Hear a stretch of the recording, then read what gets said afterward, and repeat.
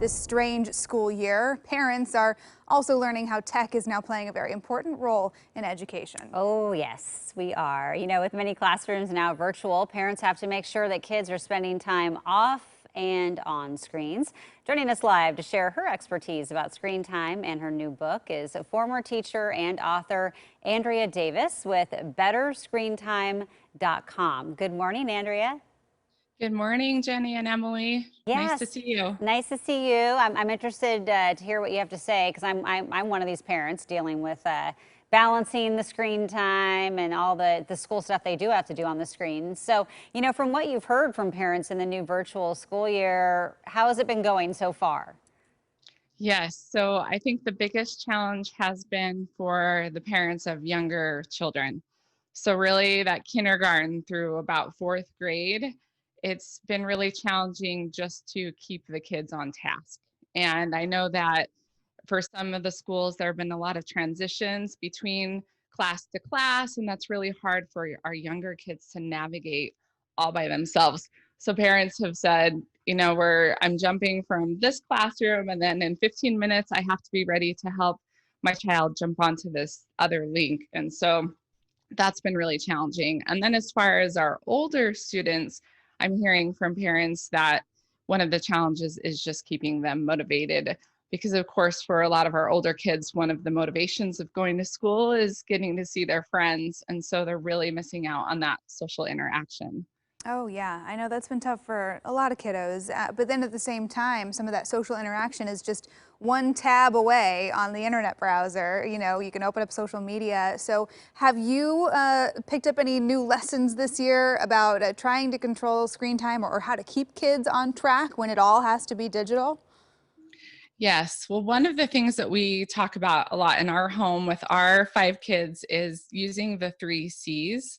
And this is something that screen time experts talk about a lot, but we talk about creating, connecting, and consuming.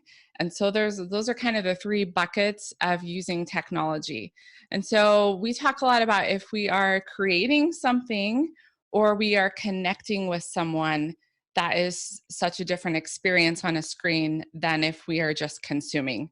So, of course, when we think of consuming, that's typically like scrolling YouTube or scrolling social media or playing video games. Those kinds of things are consuming. And in that category, we really want to be mindful of how much time our kids and even ourselves are spending doing that. But of course, during distance learning, our kids are having to use screens to be able to connect with their teachers, to be able to learn. And so, of course, if they're creating and they're connecting with other people, then we have to keep that in mind that it's a different way of using a screen and using technology. Yeah, my kids have the consuming part down for sure. And we put all those like screen time limits in. But yeah, I mean, it's hard because there is a lot of, bleeds over to Yeah. some of the other stuff. So you have this new book, and what are Yes. some of the key points in this book that's about all of what we're talking about? Yes. So our new book just came out. In fact, it just became live on Amazon. So mine still says that it's a proof. That's how new it is. And really, it's a discussion guide.